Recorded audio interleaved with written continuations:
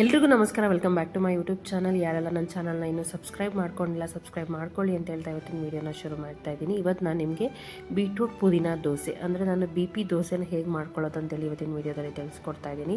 ನಾನಿಲ್ಲಿ ಸಾಕಷ್ಟು ಪುದೀನ ಸೊಪ್ಪು, ಸ್ವಲ್ಪ ಕೊತ್ತಂಬರಿ ಸೊಪ್ಪು, ಖಾರಕ್ಕೆ ಹಸಿರು ಮೆಣಸಿನ್ಕಾಯಿ, ಸ್ವಲ್ಪ ಶುಂಠಿ, ಕರಿಬೇವಿನ ಸೊಪ್ಪು ಮತ್ತು ಬೀಟ್ರೂಟ್ನ ಕಟ್ ಮಾಡಿ ಇಟ್ಕೊಂಡಿದ್ದೀನಿ. ಸೊ ನಾನು ಇವಾಗ ಇದನ್ನೆಲ್ಲ ಒಂದು ಮಿಕ್ಸರ್ ಜಾರಿಗೆ ಹಾಕ್ಕೊಳ್ತಾ ಇದ್ದೀನಿ.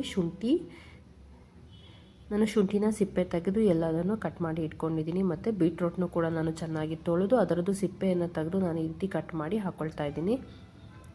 ನಂತರ ನಾನಿಲ್ಲಿ ಸ್ವಲ್ಪ ಕರಿಬೇವಿನ ಸೊಪ್ಪು ಮತ್ತು ಖಾರಕ್ಕೆ ಹಸಿರು ಮೆಣಸಿನ್ಕಾಯಿ, ನೀವು ಬೇಕಿದ್ದರೆ ಖಾರ ಜಾಸ್ತಿ ಬೇಕಂದರೆ ಇನ್ನು ಸ್ವಲ್ಪ ಹಾಕ್ಕೊಳ್ಬೋದು, ಮತ್ತು ಸ್ವಲ್ಪ ಕೊತ್ತಂಬರಿ ಸೊಪ್ಪು, ಇದನ್ನು ಕೂಡ ನಾನು ಚೆನ್ನಾಗಿ ತೊಳೆದು ಹಾಕ್ಕೊಂಡಿದ್ದೀನಿ, ಮತ್ತು ಪುದೀನ ಸೊಪ್ಪು. ಸೊ ಇಲ್ಲಿ ನಾನು ಮೇನ್ ಹಾಕ್ತಾ ಇರೋದು ಪುದೀನ ಮತ್ತು ಬೀಟ್ರೋಟನ್ನು. ಇದು ಫ್ಲೇವರ್ ತುಂಬ ಚೆನ್ನಾಗಿರುತ್ತೆ, ಒಂದು ಸಲ ಟ್ರೈ ಮಾಡಿ. ನಂತರ ನಾನಿಲ್ಲಿ ಸ್ವಲ್ಪ ಜೀರಿಗೆನ ಹಾಕ್ಕೊಳ್ತಾ ಇದ್ದೀನಿ.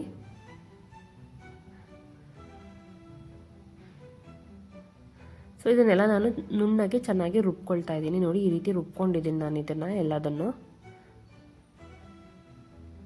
ನಂತರ ನಾನು ಇದೇ ಜಾರಿಗೆನೆ ಸ್ವಲ್ಪ ಅಕ್ಕಿ ಹಿಟ್ಟನ್ನು ಹಾಕ್ಕೊಳ್ತಾ ಇದ್ದೀನಿ. ನಾನಿಲ್ಲಿ 5 ರಿಂದ 6 ಸ್ಪೂನಷ್ಟು ಅಕ್ಕಿ ಹಿಟ್ಟನ್ನು ಹಾಕ್ಕೊಳ್ತಾ ಇದ್ದೀನಿ.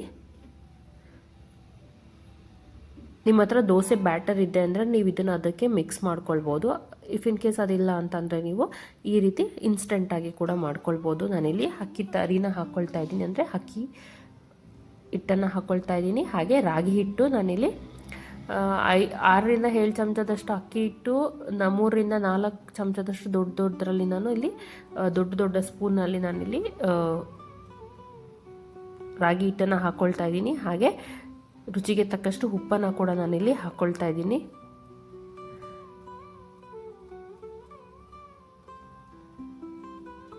ಸೊ ರುಚಿಗೆ ತಕ್ಕಷ್ಟು ಉಪ್ಪನ್ನು ಹಾಕ್ಕೊಂಡಿದ್ದೀನಿ ಇವಾಗ ನಾನು.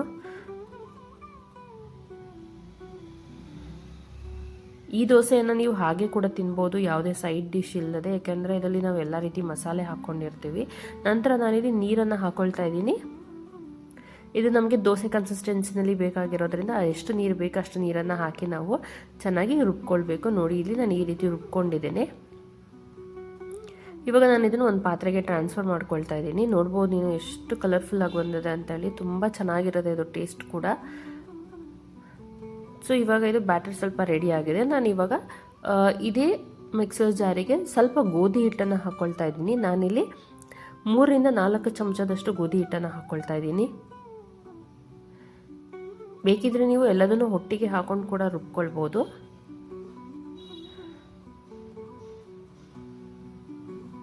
ಸೊ ನಾನಿಲ್ಲಿ 3 ಚಮಚದಷ್ಟು ಗೋಧಿ ಹಿಟ್ಟನ್ನು ಹಾಕ್ಕೊಳ್ತಾ ಇದ್ದೀನಿ. ನೀವು ಬೇಕಿದ್ರೆ ಇನ್ನೂ ಕೂಡ ಹಾಕ್ಕೊಳ್ಬೋದು. ನಾನಿಲ್ಲಿ 3 ರಿಂದ 4 ಚಮಚದಷ್ಟು ಹಾಕ್ಕೊಂಡಿದ್ದೀನಿ. ನಂತರ ನಾನು ಇದಕ್ಕೆ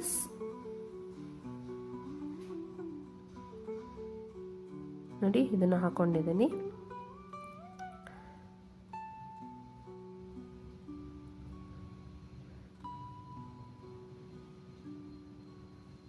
ಇದಕ್ಕೆ ನಾನು ಸ್ವಲ್ಪ ಬೇಕಿಂಗ್ ಸೋಡಾನ ಹಾಕ್ಕೊಳ್ತಾ ಇದ್ದೀನಿ, ಅಂದರೆ ಅಡಿಗೆ ಸೋಡಾ. ಚಿಟಿಕೆಯಷ್ಟು ಹಾಕ್ಕೊಳ್ಬೇಕು, ಜಾಸ್ತಿ ಹಾಕ್ಕೊಳ್ಬಾರ್ದು. ನಾವು ಇನ್ಸ್ಟೆಂಟಾಗಿ ಮಾಡ್ತಿರೋದ್ರಿಂದ ನಾನು ಸ್ವಲ್ಪ ಸೋಡಾವನ್ನು ಉಪಯೋಗಿಸ್ಕೊಳ್ತಾ ಇದ್ದೀನಿ. ಇದು ಆಪ್ಷನಲ್, ಬೇಕಿದ್ರೆ ಹಾಕ್ಕೊಳ್ಬೋದು, ಇಲ್ಲಾಂದರೆ ಸ್ಕಿಪ್ ಮಾಡ್ಬೋದು ನೀವು. ನಾನು 1 ಚಿಟಿಕೆಯಷ್ಟು ಮಾತ್ರ ಹಾಕ್ಕೊಂಡಿದ್ದೇನೆ. ಸೊ ಇದನ್ನು ನಾವು ದೋಸೆ ಕನ್ಸಿಸ್ಟೆನ್ಸಿಯಾಗಿ ರುಬ್ಕೊಳ್ಬೇಕು. ಇದಕ್ಕೂ ನಾನು ನೀರು ಹಾಕ್ಕೊಳ್ತಾ ಇದ್ದೀನಿ. ನೋಡಿ, ಇವಾಗ ಇದನ್ನು ಕೂಡ ನಾನು ರುಬ್ಕೊಂಡಿದ್ದೀನಿ. ಸೊ ಇದನ್ನು ನಾನು ಬೌಲಿಗೆ ಟ್ರಾನ್ಸ್ಫರ್ ಮಾಡ್ಕೊಳ್ತಾ ಇದ್ದೀನಿ. ಸೊ ಇವಾಗ ಇದನ್ನೆಲ್ಲ ನಾವು ನೀಟಾಗಿ ಮಿಕ್ಸ್ ಮಾಡ್ಕೊಳ್ಬೇಕು. ನೋಡಿ ಬ್ಯಾಟರ್ ಎಷ್ಟು ಚೆನ್ನಾಗಿ ರೆಡಿ ಆಗಿದೆ ಅಂತ.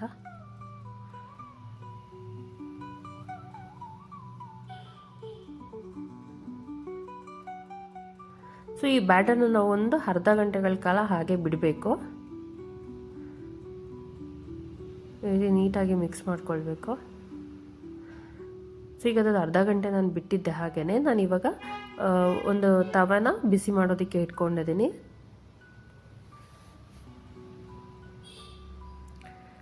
ತವ ಚೆನ್ನಾಗಿ ಬಿಸಿ ಆಗಬೇಕು, ಆವಾಗಲೇ ನಮಗೆ ದೋಸೆ ನೀಟಾಗಿ ಬರೋದು.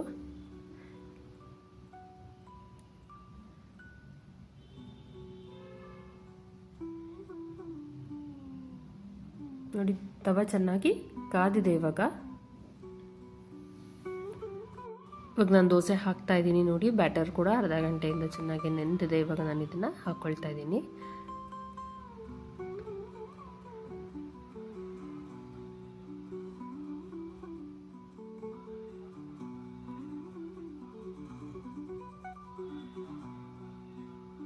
ನೋಡಿ ಈ ರೀತಿ ಸ್ಪ್ರೆಡ್ ಮಾಡ್ಕೊಳ್ಬೇಕು.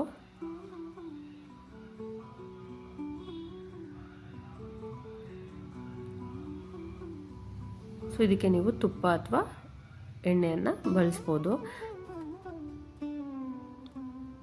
ಬೆಣ್ಣೆ ಇದ್ರೂ ತುಂಬ ಟೇಸ್ಟಿಯಾಗಿರುತ್ತೆ ಅಂತಲೇ ಹೇಳ್ಬೋದು. ನಾನಿಲ್ಲಿ ತುಪ್ಪನ ಹಾಕ್ಕೊಳ್ತಾ ಇದ್ದೀನಿ.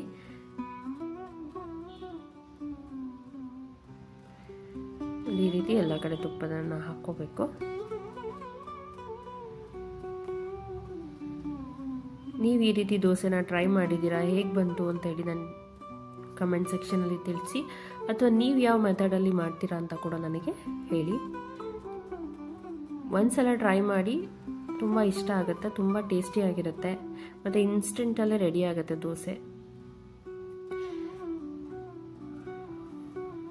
ನೋಡಿ ಇದು ತುಪ್ಪನ ಎಲ್ಲ ಕಡೆ ನೀಟಾಗಿ ಸ್ಪ್ರೆಡ್ ಮಾಡ್ಕೊಳ್ಬೇಕು.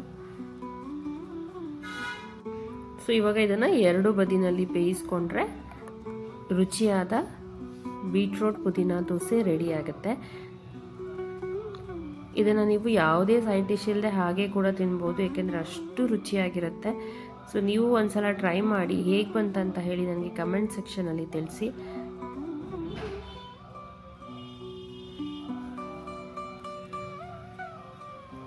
ನೋಡಿ ಈ ರೀತಿ ಎರಡು ಕಡೆನೂ ನಾವು ನೀಟಾಗಿ ಬೇಯಿಸ್ಕೊಳ್ಬೇಕು.